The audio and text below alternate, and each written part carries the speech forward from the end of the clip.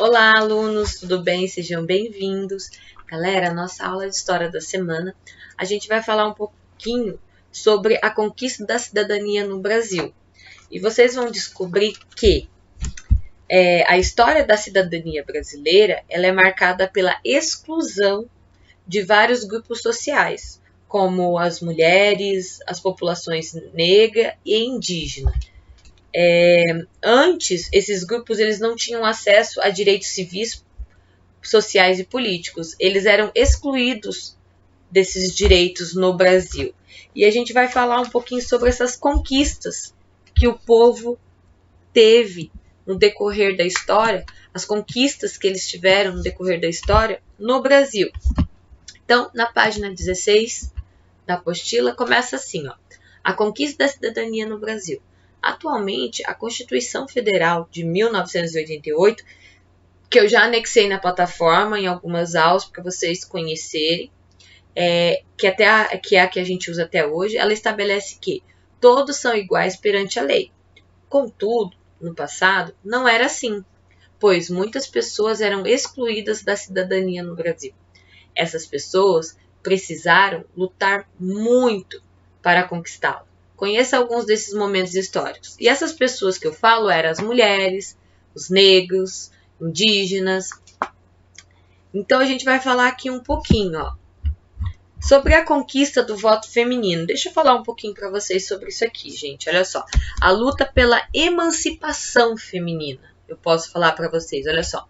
No caso das mulheres, antigamente, elas não podiam sair às ruas desacompanhadas. Olha tudo que as mulheres, bem antigamente, gente, mulher não podia sair desacompanhada. Sempre tinha que estar com o marido do lado, com uma figura masculina ao lado, o pai, o irmão, o marido. E tinha a vida tutelada pelo pai, irmão mais velho ou marido. Ou seja, tudo que ela fazia tinha que ter o consentimento deles e eles tinham que saber. Sem o consentimento deles, poucas ações podiam ser tomadas. Até 1824, as mulheres não frequentavam escolas, elas não estudavam. E até 1890, olha só, gente, 1890, o marido tinha o direito de agredir fisicamente a mulher. O homem podia bater em sua esposa. Por isso, o direito de voto, que é o que a gente vai conversar aqui, representou não apenas a conquista de um direito político, mas também de novos espaços de atuação fora do ambiente doméstico. Então, foi uma grande conquista das mulheres o direito de voto. E aqui fala, ó, até 1934, as mulheres não podiam votar ou serem votadas. Apesar da luta de algumas delas em favor desses direitos políticos, mesmo nessa condição, em 1929, no estado do Rio Grande do Norte, Luísa Alzira Soriano foi eleita prefeita da cidade de Lages. Ela se tornou a primeira mulher a ser a mulher eleita no Brasil, né? A ser eleita no Brasil. Olha só, gente. Meu Deus do céu, olha só. Isso aqui aconteceu quando? Ó, em 1929. Há 91 anos atrás, gente. Olha quanto tempo faz isso. Em 1934, com a elaboração de uma nova Constituição para o país, foi permitido às mulheres votar e concorrer a cargos políticos. Contudo, isso só era possível para mulheres que recebiam o próprio salário. Se fossem casadas, precisavam da permissão do marido. Olha isso, gente, tem que pedir permissão para o marido para poder se candidatar. E isso é há 86 anos atrás. Gente, vocês estão vendo que não faz tanto tempo assim? Olha só, um foi há 90 e poucos anos. Esse daqui, ó, há 86 anos atrás era dessa forma. Ó, somente em 1946, com uma nova Constituição, todas as mulheres conquistaram o direito ao voto. Essa conquista representou não apenas um avanço em relação a um direito político, como também a conquista de espaços antes não ocupados pelas mulheres. Isso, gente, há 74 anos atrás. Então, todas as mulheres, a gente tem o direito ao voto, ao voto, a votar, só faz apenas 70 e... Quanto que eu falei? 74 anos atrás, gente. E olha só, deixa eu contar uma coisa para vocês também. Vocês sabiam? Olha aqui, eu tenho uma história para contar. Olha só para vocês, da dona Elzira. Saiu até na RPC, olha só. 104 anos, é a pioneira no combate ao machismo. Ela, gente, pegou e foi a primeira mulher a usar calças na rua. Gente, vocês têm noção disso? Usar calças na rua. E ela foi, as pessoas xingavam, as pessoas ofendiam, ficavam revoltadas por ela andar de calça na rua. Tem um vídeo, foi feita uma matéria pela RPC pro dia 8 de março, que é o Dia da Mulher, né? Por conta dessa história. E ela vai contar. Então, eu vou estar anexando essa história para vocês conhecerem a dona Elzira. Tá bom? Deixa eu só ver aqui as informações. Eu tinha visto aqui quando que tinha sido publicado essa reportagem. Eu não tô conseguindo encontrar aqui. Mas ela não é desse ano, tá? Mas para vocês conhecerem a história dela poder usar calças.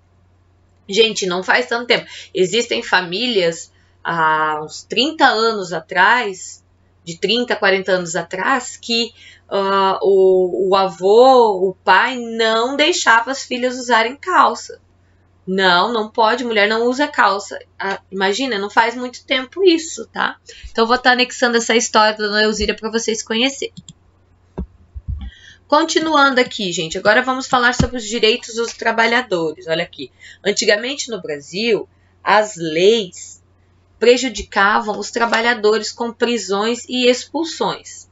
Olha só, com o passar do tempo, os trabalhadores, na maioria imigrantes europeus, que precisaram lutar em seus locais de origem, passaram a reivindicar melhores condições de trabalho. Então, gente, a gente trabalhou com muitos o quê?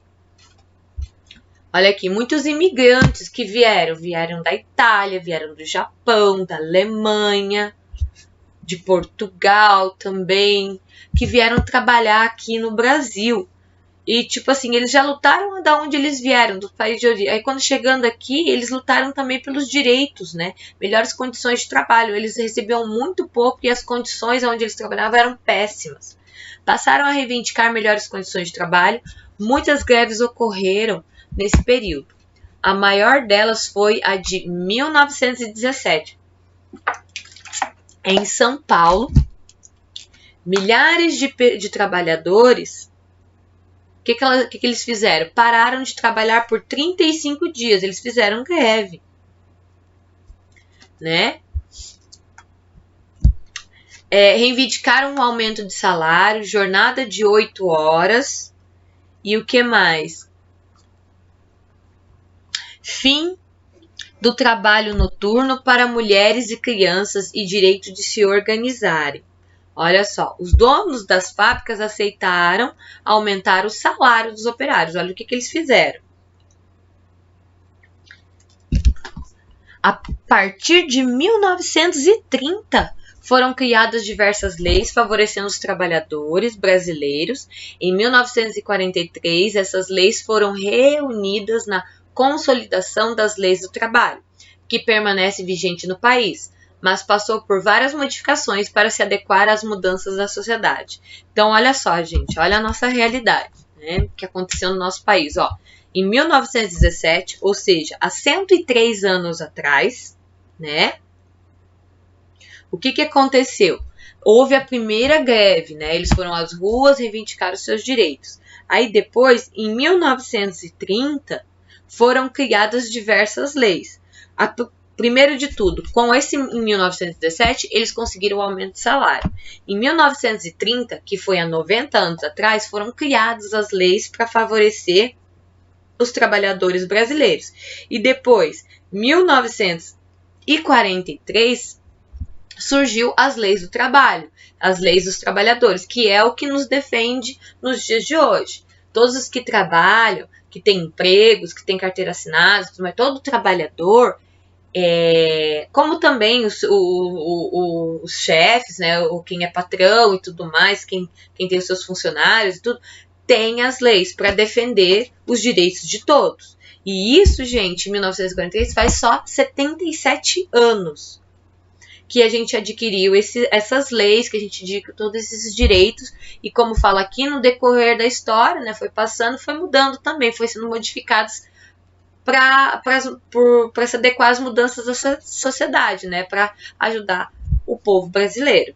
Então, gente, são coisas que aconteceram que não faz 1000 anos, não faz 500 anos, não faz 200 anos, não foi em outra era. Não, gente, isso é coisa menos de 100, cento e poucos anos. Não é uma coisa tão... Que, no caso, por exemplo, foi coisas que os meus avós, os meus bisavós, os meus avós passaram. Ok? Os meus pais passaram por isso, entende? Em 1930, 1943. São coisas dos meus avós, 1960, 1950, 1970, coisas que os meus pais passaram. Então não é uma coisa, uma época tão longe da nossa realidade. Agora aqui, gente, os direitos da população negra. Gente, a luta dos negros, da população negra, ela ocorre por muitos séculos. A população negra não teve acesso à liberdade e aos direitos à vida, à moradia digna, à saúde, à educação há muito tempo, gente, há séculos, entende? A abolição da escravatura no Brasil foi no ano de 1889, gente, ó, 1889. Vocês têm noção que faz 132 anos? Gente, ó, 132 anos que houve a abolição da escravatura no Brasil. Então, gente, não faz tanto tempo quando a gente coloca isso na ponta do lápis, né? A gente faz a conta, não faz tanto tempo assim. O que eu posso falar para vocês também que essa abolição foi o resultado de um processo de lutas pela liberdade, né? Muitas lutas para conquistar essa liberdade. Também, ó, durante todo o século XX, depois da abolição, durante todo o século XX, ocorreram reivindicações para que os negros se inserissem politicamente e socialmente na sociedade brasileira. Porque não bastava apenas... teve a abolição, eles não eram mais escravos, mas não conseguiam trabalho, as pessoas tinham preconceito, excluíam eles de direitos que o resto da população tinha. Então, também houve lutas para agregar eles, né, a esses direitos políticos e sociais. Também, graças à Constituição Federal de 1988, que eu apresentei para vocês, trouxe avanços significativos no que se refere à criação de mecanismos antidiscriminatórios. Graças à Constituição, várias leis, foi integrado vários direitos a eles, direitos civis, direitos sociais, direitos políticos. Outro marco importante é a criação do Estatuto da Igualdade Racial, que foi em 2010, aqui, ó. Eu vou estar anexando também esse estatuto para vocês conhecerem, para vocês leiam ele, conheçam, vocês vão ver que é muito interessante. Aqui fala, ó, esta lei institui o Estatuto Igual Racial, destinado a garantir à população negra a efetivação da igualdade de oportunidades, a defesa dos direitos étnicos, individuais, coletivos e difusos, e o combate à discriminação e às demais formas de intolerância étnica. Gente, racismo é crime. Racismo é crime, gente. Então, tipo, aqui nós temos todo esse estatuto para vocês conhecerem.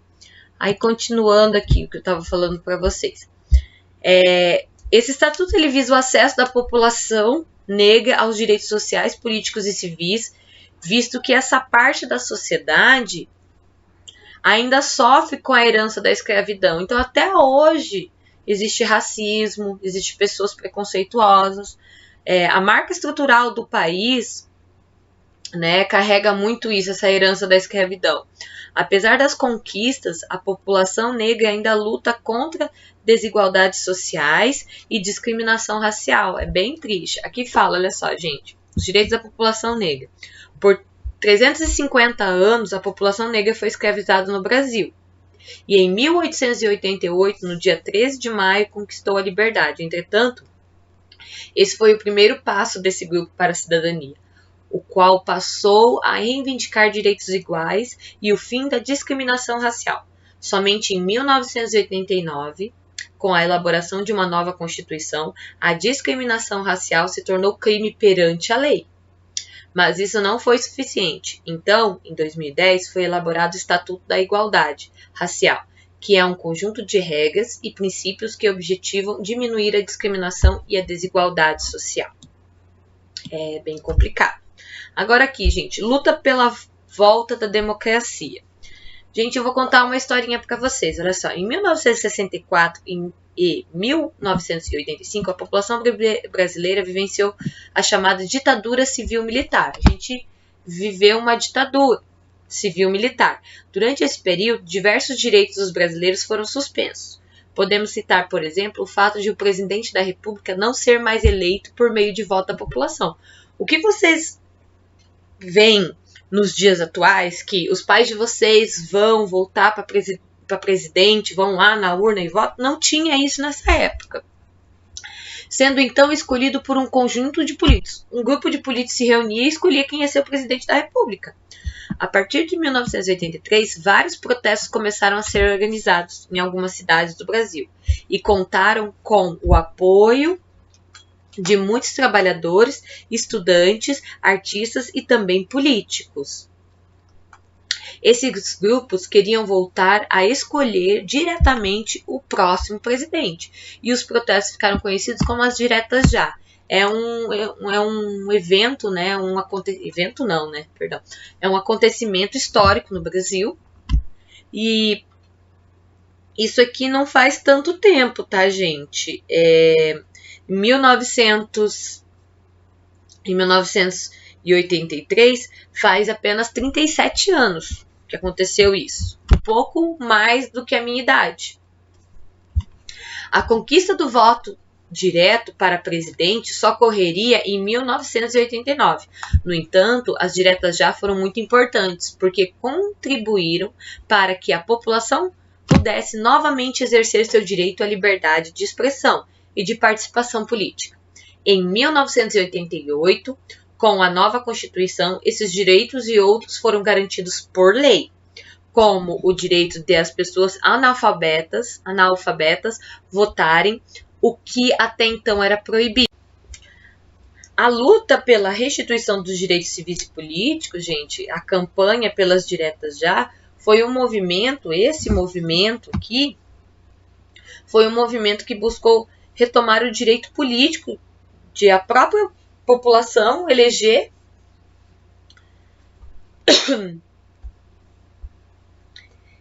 diretamente os representantes do Poder Executivo Federal, sendo também importante no processo de implantação de um governo democrático, a questão de ter a democracia de volta ao nosso país. Durante esse período, muitos direitos civis e políticos, como o direito à expressão e de reunião política, foram suspensos antes das diretas já, nesse período aqui. Imagina,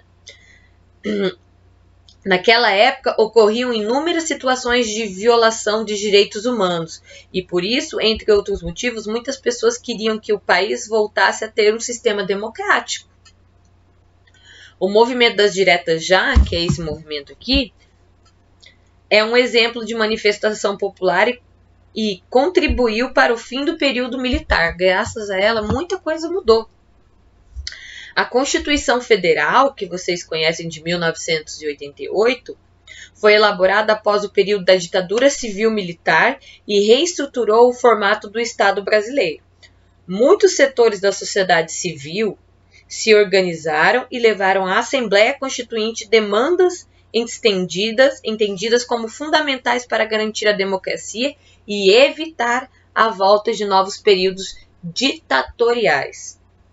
Ou seja, de ditadura, aonde pessoas se elegem sozinhas, se colocam no poder e não dão direitos à população. Direito de votar, o direito de se expressar, direito de falar o que pensa. Muita coisa aconteceu, gente. Olha quanta coisa aconteceu em menos de 150 anos no nosso país. Quanta coisa mudou. Agora aqui, gente, leiam esta imagem. Como assim, prof, ler essa imagem? Eu quero que vocês analisem a imagem aqui, através também das referências aqui, ó, da identidade do local e a data, conforme a referência. Olha só, onde é que é aqui, ó? Chico Ferreira marcha contra a violência nas ruas no complexo da Favela da Maré, no Rio de Janeiro, maio de 2017. Uma fotografia colorida. Quem tirou a foto foi Chico Ferreira. Considerando, olha só, gente, a respeito dos direitos fundamentais garantidos pela Constituição, o que essa manifestação aqui está assegurando? O que ela quer? O que essas flores brancas, essa pomba, aqui esse desenho dessa pomba, ela está pedindo aqui? O que foi registrado na foto, aqui no exercício 1? Nós estamos vendo o que aqui? Olha só, gente.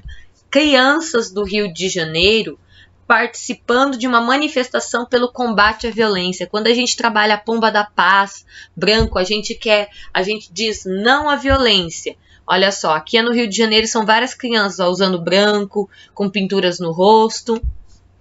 E é no Rio de Janeiro, elas estão fazendo uma manifestação, igual aconteceu aqui, ó, nas diretas já, ó, manifestação combatendo a violência, né? Combate à violência. No exercício 2 pergunta, o que significa as flores e a pomba branca, a pomba desenhada no cartaz? Tanto as flores quanto a pomba são símbolos relacionados ao desejo de paz. Pomba branca significa paz, as flores brancas. Roupa branca significa paz. É contra a violência, né? No exercício 3, essa imagem também representa um direito reconquistado e escrito na Constituição Federal de 1988. Que direito é esse? Liberdade religiosa, liberdade de expressão e educação. O que eles estão fazendo aqui? Lembra que eu falei para vocês que antes das diretas já não tinha direito à expressão, que era o direito de poder se manifestar, falar o que pensa? Aqui, ó. Então, o que eles adquiriram? Eles estão aqui representando a liberdade de expressão. No exercício 4, complete o texto utilizando as palavras em destaque. Aqui, ó. Os direitos do cidadão brasileiro foram escritos em que ano? Aqui está vigente, foi escrita em e é conhecida como, porque garante muitos que são importantes para os cidadãos viverem com dignidade. Bem simplesinho, bem facinho, né? As palavrinhas aqui, direitos, constituições, Constituição Cidadã e em 1988. Vocês já estão cansados de ouvir tudo isso, né? Agora, outros olhares, gente. Deixa eu falar um pouquinho, trazer uma realidade mais próxima a nós, né? Atualmente, algumas pessoas se unem e fundam as chamadas organizações não governamentais, ONGs. Elas são instituições que não têm fins econômicos e lutam pela efetivação dos direitos escritos na Constituição de 1988, a Constituição Brasileira, principalmente os direitos humanos. Afinal, é dever dos próprios cidadãos cuidar, zelar por esses direitos e reivindicar o seu cumprimento.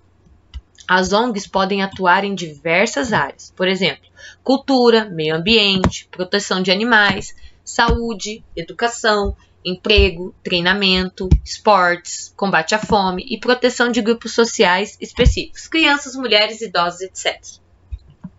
Aqui a gente vai falar um pouquinho sobre essas ONGs. Ó. Há ONGs que resgatam animais abandonados e cuidam deles até serem adotados. Aqui em Cascavel a gente tem. Eu já doei, já ajudei, eu adoro essa ONG, que é a ONG souamigo.org. Elas recolhem gatos, cachorros, cavalos, qualquer tipo de animal que eles encontram na nossa cidade, que eles veem que as pessoas estão maltratando ou que eles não têm lar, que eles estão na rua, eles recolhem e cuidam. Olha só, gente, colocam para doação, pega os animais, se tá doente, se tá machucado, cuida, dá comida, castra para evitar que fique aglomerando, porque, gente, se não tem a castração, vão ficar se reproduzindo e tudo mais. Então, é muito legal. Essa daqui é uma ONG, quem puder estar ajudando, é bem legal. E é muito importante. ONGs são fundamentais, gente, no mundo de hoje, principalmente no Brasil. Há ONGs que oferecem cursos técnicos a pessoas que querem aprender uma nova profissão. A gente tem aqui, ó, que eu procurei, o Centro de Voluntários de Cascavel. Eles recebem pessoas que são voluntárias fazer o quê?